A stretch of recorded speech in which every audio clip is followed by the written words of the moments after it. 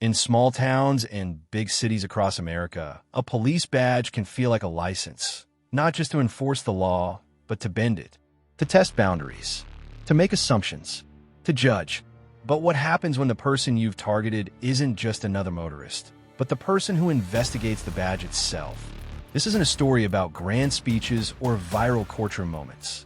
It's a story of quiet power, a single badge, a suppressed authority, and the rush of consequence, like a tide rolling in. This is the moment when an officer, drunk on assumed power, meets the man who holds him accountable. Let me tell you how it unfolds.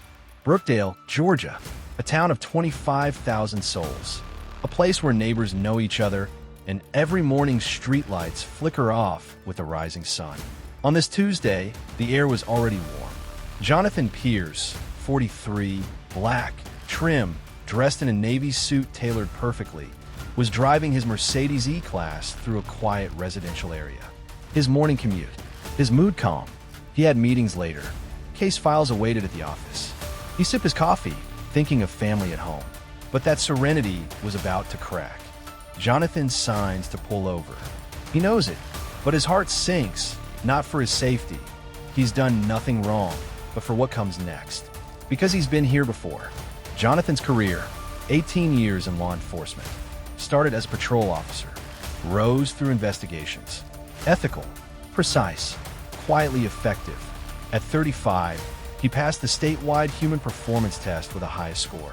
5 years later, he became the head of internal affairs, overseeing hundreds of officers, hundreds of complaints a year. He is, quietly, the most powerful man in the department. And he doesn't want the fame. He wants the truth.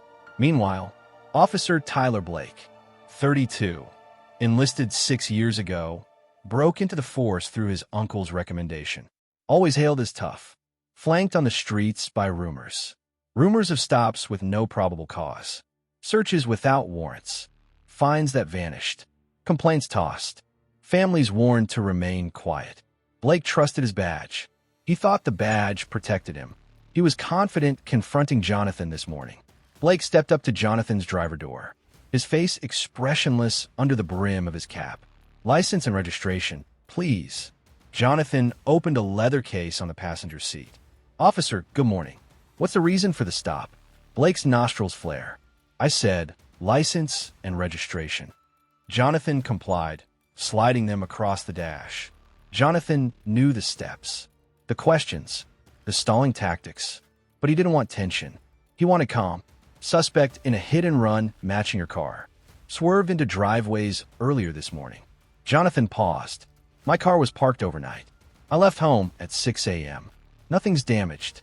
Blake's gaze darkened. "Step out of the vehicle." Jonathan glanced at the open road behind, quiet, and complied. He stood upright, calm, hands visible. The rest of his day paused. Blake moved in, mic clipped to his chest. "Command, Unit 24, stop complete. No further assistance needed. No backup." He frisked Jonathan roughly. Jonathan flinched once. "Your story doesn't match. What's in the trunk?" Jonathan's calm faltered. He responded quietly. "Professional equipment. Cameras. Case files." Blake sneered. "You a PI now? A journalist?" Jonathan took a breath. "Internal affairs. State police." Blake burst out laughing. "Internal affairs? You? Please." He leaned in, imposing. "Open your trunk now." Jonathan nodded. Blake motioned to open the trunk. Jonathan clicked the remote. The lid rose. Inside a locked case. He removed a state-issued badge from his jacket pocket. Held it out. "Special Agent Jonathan Pierce. Head, Internal Affairs Division. You are being recorded now. Front and rear dash cams, body cams, and my phone." Blake froze. Time stopped. Blake's world cracked. The easy power drained. The swagger collapsed. He took a step back. Jonathan handed Blake a black folder. Inside, 45 pages. Formal complaint log. Names, dates, times. Victims interrogated. Men and women of color. Officers paid off or warned not to speak. Video stills from undercover cameras. Jonathan's voice steady. "Your stops. You escalated. Protocol broken. You step away for 48 hours and report to review by 1600 tomorrow." Blake, mute, defeated. Word reached the chief through secure channels. By lunchtime, Internal Affairs had flagged the traffic division. Bryn Carter, Jonathan's deputy, compiled additional files overnight, recording transcripts, audio extracted from dash cam, witness notes, racial patterns analysis. Officers scattered testimony. One detective, a black man, Ken Hawkins, submitted sworn video of an unrelated stop 3 weeks ago. He asked if I was smart enough to drive. Another, a white woman, filed. He pressed me for my name 10 times in 2 minutes. The morning meeting was somber. Chief Peck, I want that officer's file. All of it. And I want a memo on my desk by 1800. Jonathan, make sure you have everything. Evidence, policies, violations. God quickens these moves. Blake retreated into a legal clash. His union rep drafted letters. Arguments around his stop and search rights. He didn't escalate, but Blake's record unraveled the defenses. Tonight, 9 p.m., Precinct Lounge. He sat in a chair, shoulders slumped, replaying that moment. That badge, that folder, that man, calmly dismantling his authority. No roar of the siren could drown the sound of his own breakdown. In Brookdale news, web clickbait screamed, "Officer in hot water after traffic stop. What law enforcement doesn't want you to see." Police cars staged neatly outside City Hall the next morning, rumors swirling. Media vans roped off by yellow tape. Blake's name surfaced in national blogs on officer misconduct. Then came calls from national outlets. Questions from advocacy groups. Jonathan refused interviews. His job was never public, but his evidence was. Chief Peck, officers, we hold each other accountable. That's what the shield means. By Wednesday, Blake was on administrative leave. Thursday, his badge was stripped.